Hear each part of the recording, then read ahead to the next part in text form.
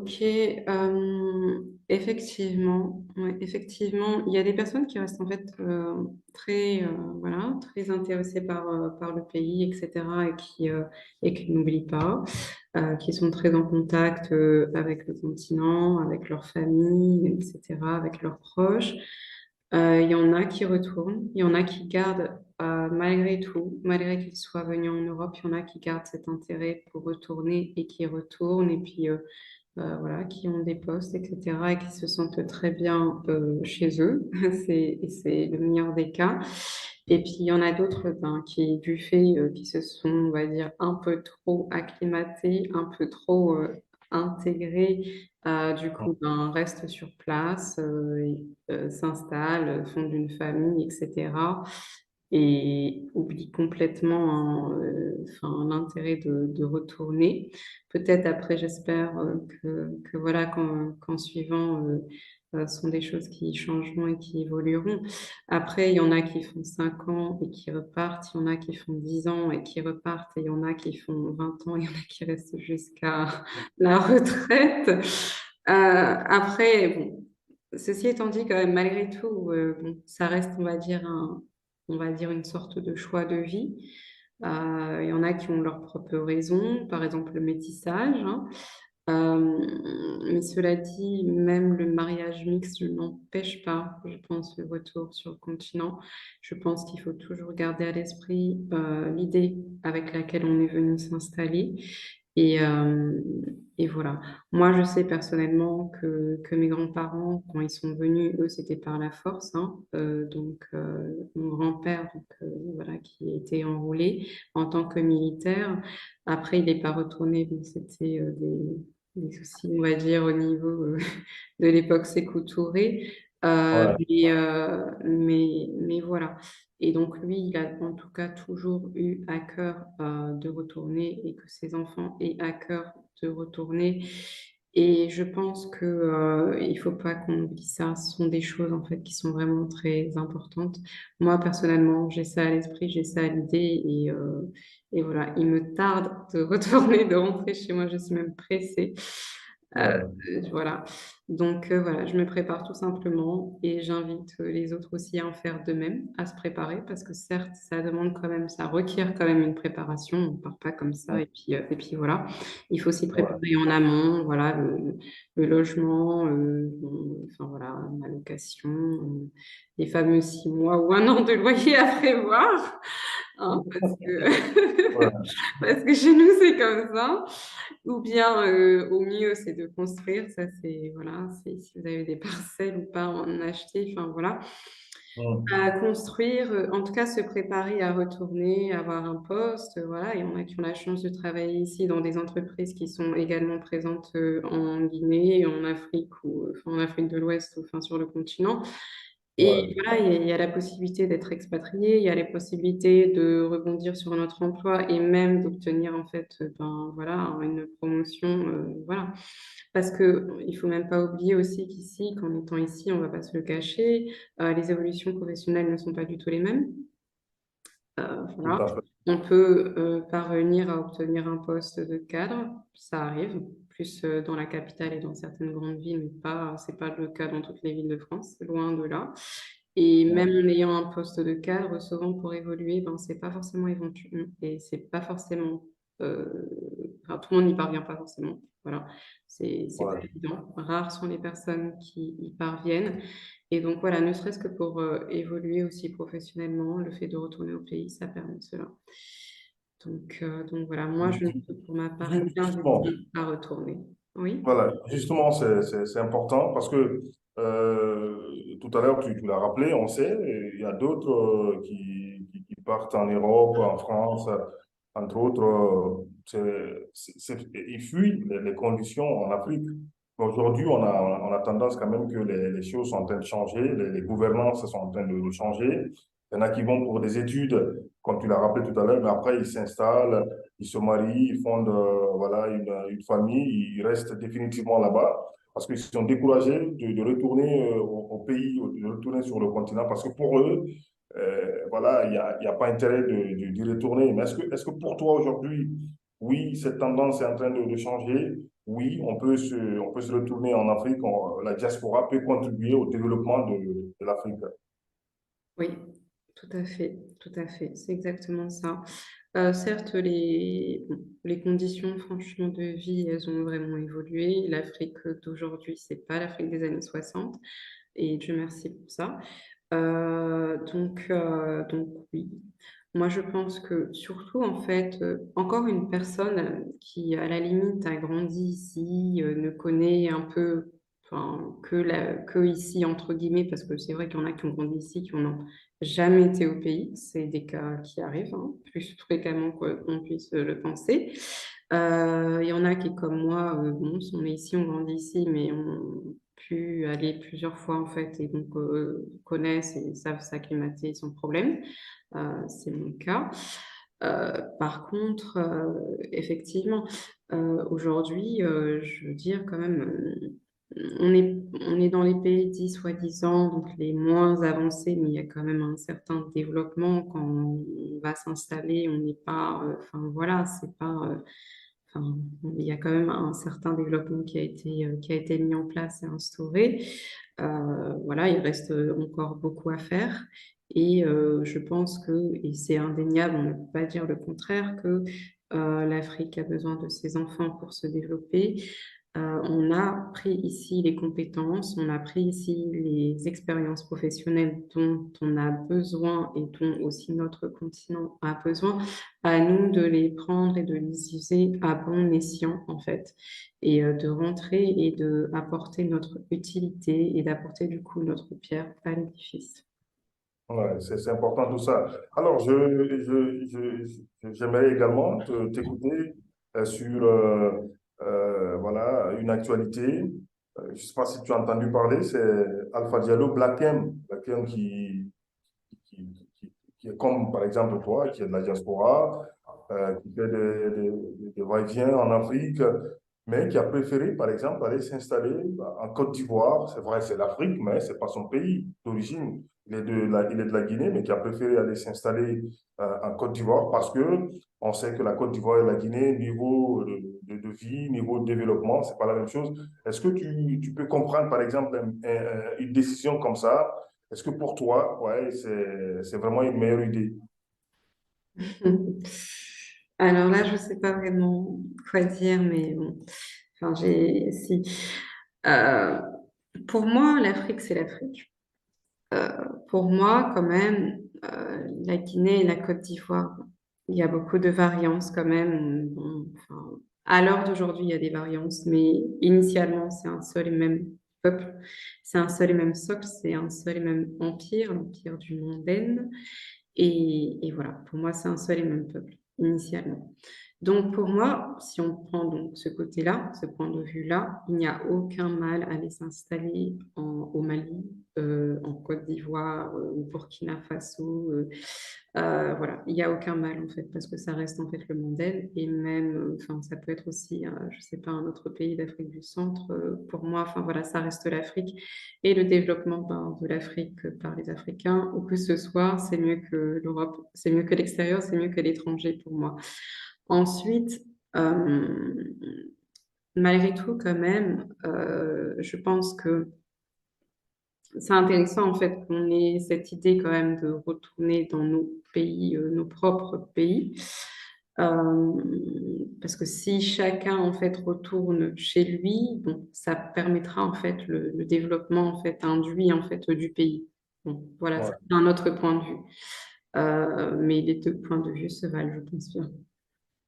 Ouais. Alors, pour parler de la diaspora, Minana, on sait, les gens sont en Afrique, ils pensent que voilà, quand tu arrives en Europe, c'est fini, voilà, c'est l'Eldorado, tu vas ramasser l'argent facilement, alors que on se rend compte que ben, c'est jamais évident, c'est pas facile. Toi, par exemple, qui as vécu toutes ces étapes-là, quel est ton message, par exemple, à ceux qui estiment que forcément il faut revendre tout en Afrique pour aller en Europe? Pour aller s'installer, pour aller voilà, se chercher. Quel est ton message à l'endroit de ces personnes-là, surtout les jeunes qui se donnent donc à l'immigration clandestine, qui veulent rentrer forcément pour vraiment s'établir en Europe. C'est compliqué. C'est compliqué parce que d'un côté, on ne peut pas leur en vouloir en fait, parce que voilà, on voit à la télé que voilà que c'est comme ça, que tout est construit, les infrastructures c'est comme ci, il y a les buildings, il y a les ceci, il y a les cela, et puis on voit aussi ben, que ceux qui sont là quand ils viennent en vacances, et puis voilà, ils sont là avec les euros, etc. Alors que enfin voilà, ça ne veut strictement rien dire. Il y en a qui sont très à l'aise ici, ça c'est certain, et il y en a qui le sont un peu moins. Et voilà, et donc ça contribue en fait à tout ça, à ce que voilà, à ce qu'on se dise que oui, il y a la France, l'Europe, c'est le paradis, etc. Mais il y a la réalité aussi en fait quand on vient. Oui, certes, il y en a qui réussissent parfaitement bien, il y en a qui voilà, qui prospèrent très très très bien, mais c'est pas le cas de tous et ce n'est pas le cas de la majorité. Ceux qui prospèrent très bien, ce sont, on va dire, les exceptions qui confirment la règle. Et la règle est que, ben non, c'est la merde, entre guillemets. Donc voilà. Donc il y en a qui, quand ils viennent, donc ben voilà, ils essayent de trouver des petits boulots, ils essayent de se débrouiller comme ils peuvent. Et il y en a qui, voilà, qui ont des conditions moyennes, il y en a qui ont des conditions très bien, mais non, ce n'est pas juste en fait, voilà, linéaire, l'Eldorado, tout est parfait. Non, ce n'est pas du tout ça, du tout la France. Loin de là. Et donc après, on ne peut pas leur en vouloir parce que ben, en fait, ceux qui vont, ben, des fois, ben, on cultive en fait cette pensée-là que c'est un Eldorado. On ne peut pas en vouloir parce que les conditions, des fois en Guinée, ben, la vie n'est pas forcément évidente pour tout le monde.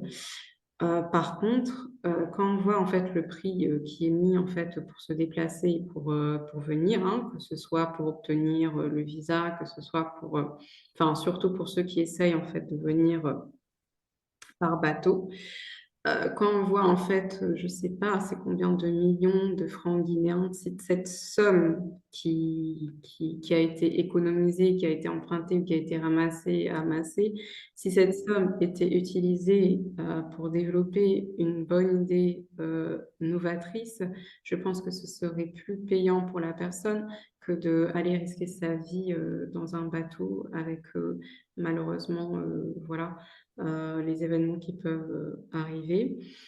Je pense que voilà que c'est plus pourvoyeur en fait de garder ces sommes-là, de chercher en fait un commerce intéressant à développer et je dis bien novateur parce que voilà on peut pas faire le commerce comme le voisin et puis penser que enfin voilà il faut chercher en fait quelque chose qui sort en fait ben, des sentiers battus.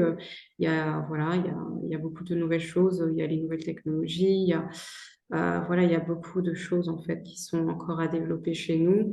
Et franchement, je ne sais même pas hein, si c'est, je vais te donner un exemple, si c'est 10 millions ou 20 millions, c'est mieux de mettre 20 millions dans une affaire, de augmenter ces 20 millions en faisant un microcrédit finance entreprise, voilà, selon les assentiments de chacun, enfin, il y a les prêts sans riba, hein. Mais c'est mieux en fait de monter une affaire, de se développer soi-même au travers de cette affaire, de développer ben, sa famille, enfin, voilà, de développer l'employabilité sur place. Je trouve que c'est plus pourvoyeur que de tenter enfin, sa chance de façon parfois périlleuse, on va dire ça comme ça, et de ne pas être sûr du résultat. Enfin, pas être D'accord. sûr du résultat dans le sens, enfin voilà, voilà, D'accord. on sait déjà, voilà. Ouais. Alors, pour continuer à parler toujours de cette diaspora, est-ce que voilà, vous êtes organisé, par exemple en France, toi, est-ce que tu es dans des associations entre diaspora, comme on le dit, voilà, pour peut-être harmoniser les idées, pour pouvoir répondre aux aspirations, en tout cas, pour pouvoir répondre à un certain nombre de questions? Oui, ben, il faudrait que je m'y remette. Mais déjà, je m'y remets un peu en faisant ces samedis Pensons Afrique, parce que c'est un hebdomadaire que j'ai commencé il y a à peine un mois, que je partage sur ma page LinkedIn. Donc voilà, à mon échelle, en fait, j'apporte en fait mes idées pour contribuer, donc à mon échelle, à apporter, à contribuer, voilà, à ajouter ma pierre à l'édifice. C'est ce que je fais pour ma part. D'ici là, que j'ai voilà, que j'évolue sur d'autres sentiers de bataille, on va dire ça comme ça. Euh, Ouais. mais ceci étant dit, avant, oui, j'étais vraiment dans les associations. Enfin, voilà, je contribuais en fait. Je contribuais, voilà, à l'établissement enfin, Ah, il y a également Radis Noir, donc c'est une des contributions. oui, il y a le C-Syndic Pensons Afrique et il y a aussi Radis Noir qui est une contribution également. Voilà. D'accord. Alors pour terminer, forcément, tu as un message voilà, à l'endroit donc, de nos compatriotes, de nos Mhm. concitoyens, sur l'importance de connaître ses origines, mais surtout l'importance de retourner chez soi à la rentrée en Afrique quand on se prépare, voilà, quand on a la possibilité d'y retourner. Oui, oui. Oui, et oui, mais c'est le cœur en fait du message, c'est ça, l'importance de rentrer au pays, de développer le pays pour le pays, par le pays. Voilà, c'est ça. C'est c'est ça, pour moi, c'est essentiel. Le développement de l'Afrique doit se faire avec les Africains et, euh, et voilà, et par les Africains pour les Africains. Voilà. C'est le message donc de Minana Condé, on le rappelle, qui est auteur donc, du livre Radis Noir, qui est sorti il y a quelques semaines. Allez, on va t'écouter pour encore une fois Oui. rappeler à tous ceux qui veulent se procurer du livre, mais surtout à tous Mhm. ceux qui veulent le lire, voilà, par rapport donc à cette œuvre. D'accord. Alors donc pour acheter donc le livre donc Radis Noir qui est juste là, je vous invite à vous rendre sur la page donc radinoirminaco.com, www.radinoirminaco.com. Vous avez également le livre qui est disponible sur le site internet Colibri et sur l'application mobile Totem donc en Afrique. Très très bientôt, Radinoir sera également disponible dans les librairies françaises et chez Amazon. Donc ça serait tardé, je pense, d'ici 3 semaines à peu près, grand maximum. Ouais. Donc voilà, d'ici là, je vous invite à acheter le livre sur le site internet radinoirminaco.com. J'ai mis sur LinkedIn un voucher valable donc aujourd'hui à dimanche. Voilà. Merci en tout cas, hein, Milana, d'avoir accepté de discuter avec nous. C'est vrai, c'est une première, mais ça ne sera pas une dernière. De temps en temps, on essaiera de se donner rendez-vous pour faire comprendre un certain nombre de questions à nos compatriotes, à nos concitoyens. Forcément, tu as un dernier message encore avant de se quitter. Le dernier message que je pourrais avoir, et d'ailleurs je voulais le faire au départ, mais c'est essentiel aussi de ne pas oublier de le faire, c'est que j'adresse mes condoléances en fait à la communauté guinéenne pour le décès qu'on a eu là ce samedi de Madame Adja Djene Kaba épouse Condé, Voilà. que l'âme repose en paix. Voilà. Donc, c'est malheureusement, voilà, ce sont des choses voilà, qui arrivent. Et donc, voilà, donc j'adresse mes condoléances. Merci beaucoup à toi, Minana. Merci encore à tous nos amis internautes. Voilà, on se retrouvera très bientôt pour la suite des débats. Et moi, je vous conseille en tout cas de vous procurer, pardon, de ce livre-là, d'aller chercher, comme elle a indiqué, les liens pour pouvoir lire parce que c'est important, ce qui est écrit dedans. C'est pour nous, Africains, et surtout, c'est pour l'Afrique et c'est par l'Afrique. Voilà. Ça en est terminé cette petite interview. On se retrouvera très bientôt. Merci, salut, ciao, ciao. Merci beaucoup. Ciao. Merci.